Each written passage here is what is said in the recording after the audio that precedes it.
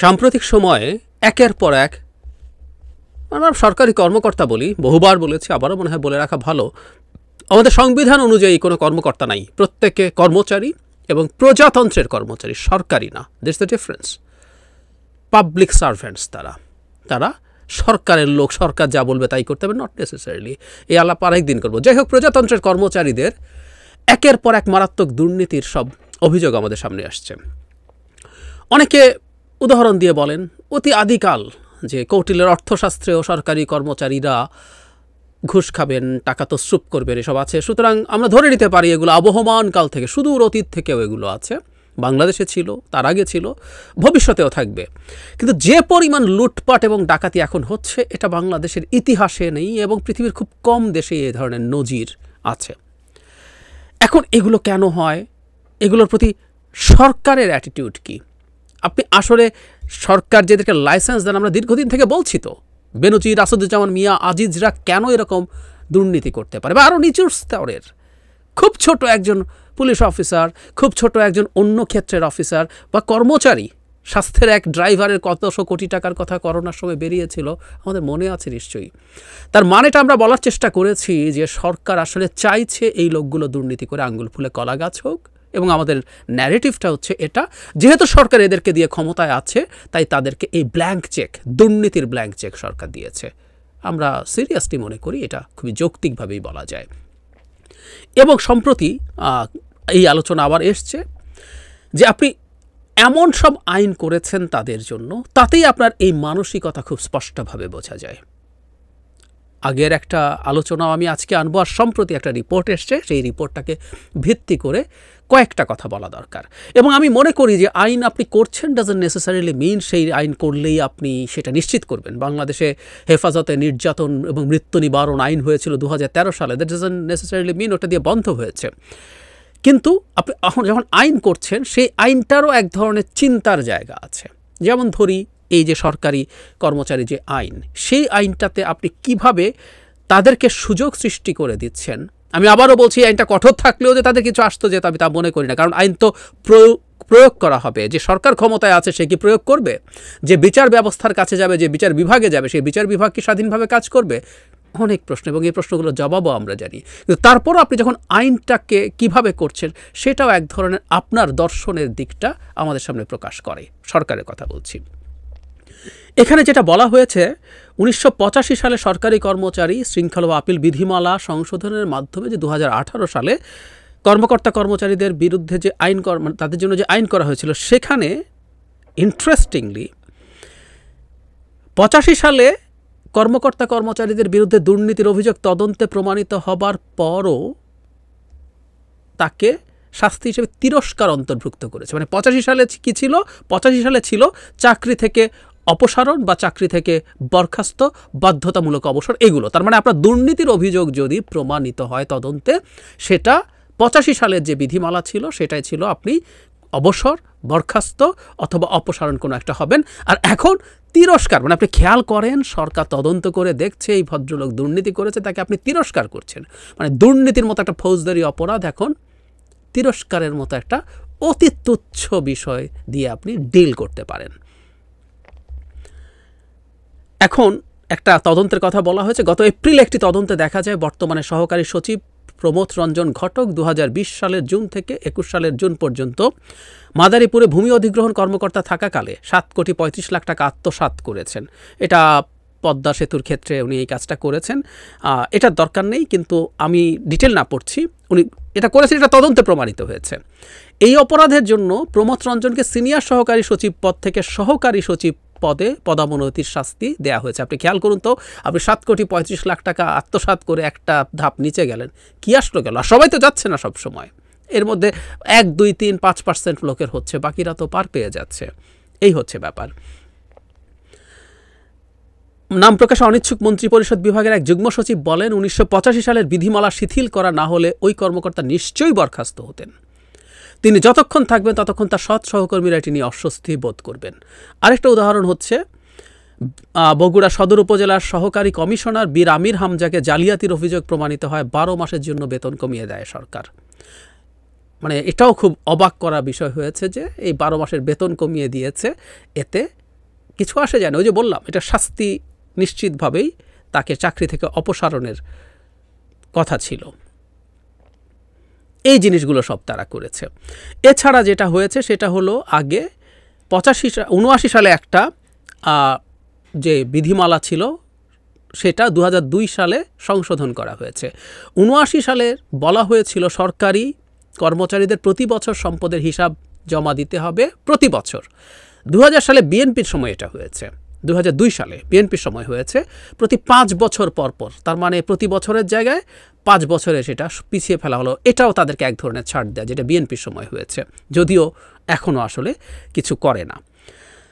আরেকটা জায়গা আমি একটু আনতে চাই, সেটা হলো সরকারি চাকরি যে বিধিমালা আছে, এটা নিয়ে আমি আগে বলেছি, লিখেছিলামও কলাম। সেটা হচ্ছে এটার একটা 41 ধারা আছে, আমি একটু পড়ি। কোনো সরকারি কর্মচারীর দায়িত্ব পালনের সঙ্গে সম্পর্কিত অভিযোগে করা ফৌজদারি মামলায় আদালতে অভিযোগপত্র গ্রহণের আগে তাকে গ্রেফতার করতে হলে সরকার বা নিয়োগকারী কর্তৃপক্ষের অনুমতি নিতে হবে। তার মানেটা হচ্ছে কোনো একজন সরকারি চাকরিরত অবস্থায় তার দায়িত্বের সাথে সম্পর্কিত কোনো ফৌজদারি অপরাধ, তিনি মারাত্মক কোনো দুর্নীতি করেছেন, আরও অন্য কোনো অপরাধ করেছেন যেটা তার দায়িত্ব পালনের সাথে রিলেটেড ছিল, সেই ক্ষেত্রে তাকে গ্রেফতার সরাসরি করা যাবে না। তাকে গ্রেফতার করার জন্য তার ঊর্ধ্বতন কর্তৃপক্ষের অনুমতি লাগবে। এটা নিয়ে আলাপটা তখনও ছিল, এখনও আছে। সেটা হচ্ছে আমাদের সংবিধান অনুযায়ী আমাদের প্রত্যেক মানুষ আইনের দৃষ্টিতে সমান এবং প্রত্যেকে আইনের সমান সুযোগ লাভের অধিকারী হইবেন ধরনের কথাবার্তা আমরা বলি, সংবিধানের মূলনীতির অংশে আছে। এবং শুধু সংবিধান না, সারা পৃথিবীতে, মানে আমাদের এই পৃথিবীতে বাস করার জন্য যে কতগুলো universal declaration of human rights আছে, এরকম কতগুলো ডিক্লারেশন আছে, সিভিল অ্যান্ড পলিটিক্যাল কোডস আছে, সিভিল কোডস যেগুলো আছে, এগুলো প্রত্যেকটাতে খুব ক্লিয়ারলি এটা, এবং আমরা সেন্স দিয়েও বুঝি, একটা রিপাবলিক হয়ে ওঠার জন্য প্রত্যেকটা নাগরিক ইকুয়ালি আইনের চোখে ট্রিটেড হতে হবে, সবাই সমান হতে হবে, কেউ বেশি সমান হওয়া চলবে না। অ্যানিমাল ফার্মে যেমন বলা হয়েছিল, some animals are equal, all animals are equal but some animals are more equal than others. So এইটার সাথে সরাসরি সাংঘর্ষিক, দীর্ঘদিন আলোচনা হয়েছে, শোরগোল হয়েছে। এমনকি দুদক, আমার যতদূর মনে পড়ে, দুদকও এই ধারাটার বিরোধিতা করেছিল, মানে এই সরকারের পোষা দুদকও। কিন্তু শেষ পর্যন্ত ওটা থাকেনি। ওটা সরকার, মানে কর্মচারীরা বা প্রজাতন্ত্রের কর্মচারীরা যা চেয়েছিল সেটা চেয়েছিল। আমরা পাল্টা এই কথাও তো বলতে পারি যে এটা তো হাইকোর্টে টেকার কথা না। আমাদের কনস্টিটিউশন বলছে এই প্রজাতন্ত্রে কোনো আইন তৈরি হতে পারে না যে আইনটা সংবিধানের কোনো একটা আর্টিকেলের সাথে সাংঘর্ষিক হবে। সুতরাং এটা তো কোর্টেও টেকার কথা ছিল না, কিন্তু আজ পর্যন্ত আমরা দেখেছি যে এটা বহাল তবিয়তে আছে এবং সরকার এটাকে ক্রমাগত রেখে যাচ্ছে। সব কিছুর কারণটা কি? আমরা একটু পেছনে ফিরে যাই। 2014 সালে ভোটারবিহীন নির্বাচন যখন হলো, সরকার যখন ক্ষমতায় আসলো, ভোট ছাড়া নির্বাচনে প্রথমবার, 1 বছর যেতে না যেতে প্রজাতন্ত্রের কর্মচারীদের বেতন এক ধাক্কায় দ্বিগুণ করে দিয়েছিল। বাংলাদেশের ইতিহাসে এর চেয়ে খারাপ কোনো পদক্ষেপ হতে পারে না। এটা আরেক আলোচনার বিষয়, কেন সেটা, কিন্তু আপনি কেন করেছেন আমরা বুঝতে পারি। মানে ও ঘুষ টুস তো সবের লাইসেন্স দিচ্ছেন, ও বেতন এক ধাক্কায় ডাবল করে দিয়েছেন। এবং আজকে আমাদের যে প্রচুর টাকা বেতন ভাতার পেছনে চলে যায়, আমাদের যে বিরাট রাজস্ব ঘাটতিতে আমরা পড়ি, যে বাজেট ঘাটতিতে পড়ি, তার পেছনে বিরাট কারণ এই লোকগুলোর বেতন ভাতা এবং পেনশন। খেয়াল করি 14 সালের পর 15 সালে কাজটা করা হয়, এবং এরপর 18 সালে এসে নির্বাচনের আগে আপনি তাদেরকে পুরো ছাড় দিয়ে এমন সব আইন তৈরি করলেন যেগুলো আসলে তাকে পুরো ছেড়ে দেয়। কারণ আপনি জানেন 18 সালে বসেই এদেরকে দিয়েই, এদের তত্ত্বাবধানেই আপনি রাতে সিল মারাবেন, মারিয়েছেন, সেটার কন্টিনিউয়েশন চলছে। সুতরাং আবারও বলছি যে 85 সালের যদি আইনটা ছিল, যেটাতে অনেক কঠিন কঠিন কথাবার্তা আছে, যে বরখাস্ত হয়ে যাবে দুর্নীতি প্রমাণিত হলে, এগুলো যে এই সরকার এগুলো ইমপ্লিমেন্ট করতে করার সদিচ্ছা ছিল আমরা মনে করি না। কিন্তু আপনি যখন আইনটাই পরিবর্তন করে ফেলেন, তখন আমরা একটা জিনিস ক্লিয়ারলি বুঝতে পারি, আপনার নিয়তটা কি। আপনার নিয়ত হচ্ছে আসলে এই লোকগুলোকে এই সাহস দেয়া, তুমি যা তা করতে পারো। খেয়াল করুন, আপনি 7 কোটি টাকা বা কেউ ইভেন 50-100 কোটি টাকাও যদি খেয়ে ফেলে, যেহেতু ওখানে তিরস্কার আছে, ওই একজনকে তো এক ধাপ নিচে নামিয়েছে, আরেকজনকে বেতনের ইনক্রিমেন্ট বন্ধ রেখেছে 12 মাস, এরকম যদি আরও কিছু কিছু হয়ও, আপনি দিনের শেষে ওইটুকু করতে পারেন, এমনকি তিরস্কার করে তাকে ছেড়ে দিতে পারেন। মানে আপনি প্রমাণিত দুর্নীতির ক্ষেত্রে কাউকে তিরস্কার করতে পারেন। সুতরাং আমরা বুঝতে পারি যে এই আইনগুলো এভাবেই কাজ করে। আমি বহুদিন একটা কথা আমার ভিডিওতে বলেছি, সেটা হলো বাংলাদেশ একটা ক্লিপ্টোক্রেসি, চোরদের শাসন। এই চোরদের শাসনের একটা খুব গুরুত্বপূর্ণ উপসর্গ দেখে আপনি বুঝবেন, সেটা হচ্ছে এখানে দুর্নীতি, নোংরামি, লুটপাট চালিয়ে যাওয়ার জন্য রীতিমতো আইন তৈরি করা হয়। এটা একটা ডিফারেন্স।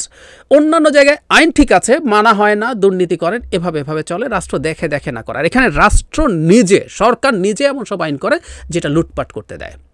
আমি এটার এক্সাম্পল হিসাবে আগে দুটো দিয়েছি, আপনাদের মনে থাকার কথা আবারও বলছি। একটা হচ্ছে কুইক রেন্টালের জন্য যে আপনি ইনডেমনিটি আইন করেছেন, তথাকথিত বিশেষ সরবরাহ আইন, সেটা দিয়ে আপনি আইনগতভাবে কিছু লোকের হাতে লুট করার টাকা তুলে দিচ্ছেন।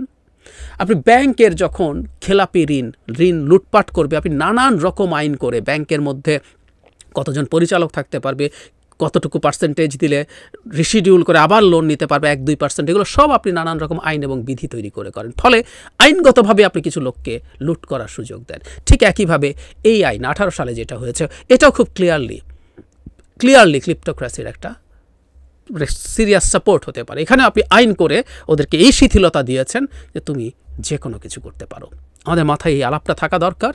বাংলাদেশ একটা ক্লিপ্টোক্রেসি, প্রতি পদে পদে আমরা দেখছি, এবং এটা আবারও নতুন করে আমাদের সামনে বারবার আসছে, এবং এই সরগোলটা আমরা করবো। এটা একটা ক্লিপ্টোক্রেসি মানে হচ্ছে, মানে একটা সরকারে সাধারণত চোর থাকে, কিন্তু চোররাই সরকার, চোরদেরই যখন সরকার তৈরি হয়, চোররা মিলেই একটা দেশের সরকার গঠন করে, এবং চোররা যখন সরকার গঠন করে তার উদ্দেশ্যটা কি আমরা বুঝতেই পারি। সেটাই ক্লিপ্টোক্রেসি, বাংলাদেশ ক্লিপ্টোক্রেসি। এই আওয়াজটা আমাদের করতে হবে।